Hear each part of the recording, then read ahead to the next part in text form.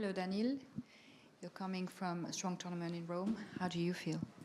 I feel great. Tournament both in Madrid and Rome. I like to put them together. We're good. In terms of results, of course, Rome was better, but in terms of game, both of them I played good, some good clay court tennis. So looking forward to Roland Garros. Not always my best tournament, but I did manage to get a couple of good results here and there. And that's what I'm going to try to do again this year, try to push for a better result. Daniil, you gave Jannik Sinner his toughest test he's had in quite a long time. I think the big question in this men's tournament is, can anyone beat him? And if so, how? So how would you sort of educate the field on how to challenge Jannik Sinner and make it at least close for him? Because it's been very rare that he's even been in any trouble. Yeah, it's super tough. And actually, any match that we saw, even this year, because I think he lost only 2, the only way to beat him, you need to be at your best for all, I wanted to say 3 sets here, maybe even 4 or 5 sets. You need to run, be strong, to serve well, to return well. Like everything needs to be on the top level because his game is everything at the top level. So that's the only thing, and that's what I managed to do in Rome, especially in the second set. Third set, I had 1 sloppy game on my serve, and I lost with 1 break. So he's a very, very tough player, tough opponent. But I always say sports is sports, so he can lose. There is a big chance, if he plays like he plays now, that he can win the whole thing. But it's every round someone is going to be on the other side of the court from him and try his best to beat him. So if I'm there, I'm actually in a way happy because it's only in semis, I think, and I'm going to try as well. Just one other question on that topic. You're someone who loves that backhand-to-backhand rally. He's pretty good at it too. I'm sort of curious, like, what is it like to be in one of those exchanges with him?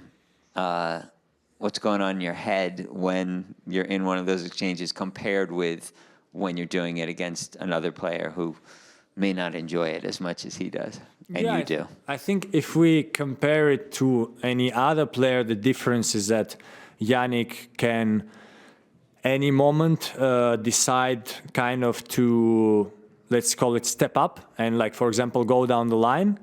But not many players can do the backhand down the line and do it every time almost as a winner. He can do it like for 3 sets, step up, down the line, strong shot, and then he's super fast to cover the forehand side.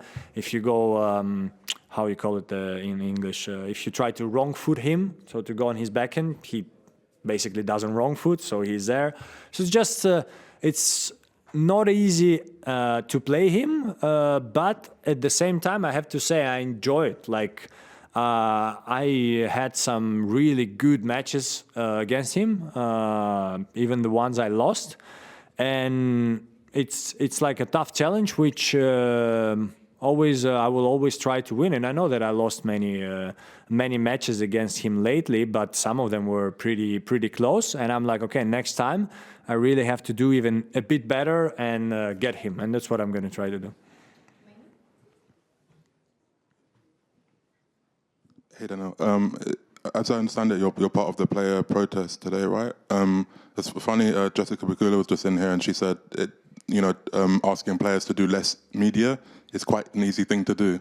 I'm curious. There was obviously talks about boycotts, but in general, I'm curious. Do you think players would be willing to do things that hurt themselves, that things where they have to sacrifice in order to achieve these aims? Like, an example is that you could have chosen not to do media at all today and dare Roland Garros to take the fine. Like, do you think players would be willing to do that? Tough question, because a lot of things inside. But I think at the moment, what we want as players, and it's good because it's probably the first time, at least in my span on the tour, where players are kind of really united with someone, I would say, following the player's voice, which there is someone. And we don't want to hurt ourselves. We don't want to hurt anyone. We just want a discussion with the slams, which we feel like they are maybe not wanting enough to discuss. So we're trying some steps to have this discussion, and that's it. I don't think what we're doing is really bad, because it's a one-time thing to see, how it goes. And I think there is some progress, especially since Jannik Awards in Rome and stuff like this. So we're just trying to be heard, and to be heard by exactly the Grand Slams. I don't know. How much of a difference does it make going into a tournament like this without Carlos? Obviously, him and Jan. I know you beat him earlier this year, but he and Jannik have been so dominant. But having one compared to two, how much does that change your kind of frame of mind? I'll be honest, for me, it doesn't make a difference, because it's Roland Garros. I've never been in the semis here, so I take it match at a time. Of course, if I'm in semis and I play Jannik, and maybe that Carlos is not there on the other side, you're like, okay, maybe it's kind of an easier challenge to try to win the whole thing. But at the moment we're not there. I'm playing my first round, which I lost probably 6 times in Roland Garros. So I just want to do my best, try to go further through the draw. And Jannik here or not there doesn't change much my approach to the tournament. As I say, maybe if I'm in the semis or final, then I could actually answer the same question and say, yeah, you know what, he's not here, so it might be easier to win the whole thing. But in general, I would say I hope he comes back fast. I mean, we know he's not playing Wimbledon, so I hope he comes back as fast as possible with what he has. I'm not sure what he has, because we love to see him both in the locker room and on court as well. Hi, Daniil. Daniil, Novak is not part of these last conversations with the protests and stuff. And I'm just wondering, how much does it hurt you guys to have someone like Novak, who kind of has been a leader in a lot of these off-court conversations, not be part of this particular phase when you feel you're really trying to put pressure? I think it's not a problem, because I always said, first of all, and this is part of this as well, is everyone can make their own decisions, and that's great. When you can make your own decisions, it's the best thing in life. And Novak is experienced enough, mature enough to know what he wants to do and doesn't want to do, and he was always super proactive for the players in different movements, different things. So I don't think it hurts the message itself, because I don't know if he did the media day already, but probably once he will, or when he did, if he gets kind of asked about this, he would say that he supports us, just not with exactly this media thing. So again, full support to Novak, and I'm sure he supports all the players and everyone around. Hello. Carlos Alcaraz is not playing the 2 biggest summer Grand Slams of the year.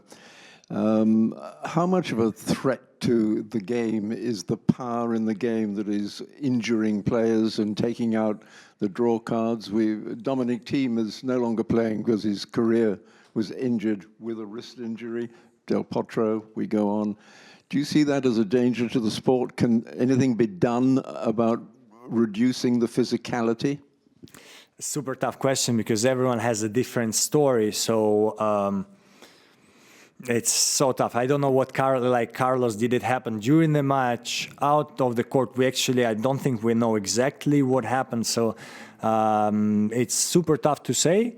I think I can only talk more in general, that of course, if somehow we manage to find a way, like most of other sports, to make the season, even if it's 2 weeks or 1 month shorter, like this for us, to be more free to choose if someone wants to, after the season, maybe someone wants to take 3 weeks off. Now it's not possible. If you play in Turin especially, you take 3 weeks off, you basically sacrifice Australian Open, and nobody wants to sacrifice a slam.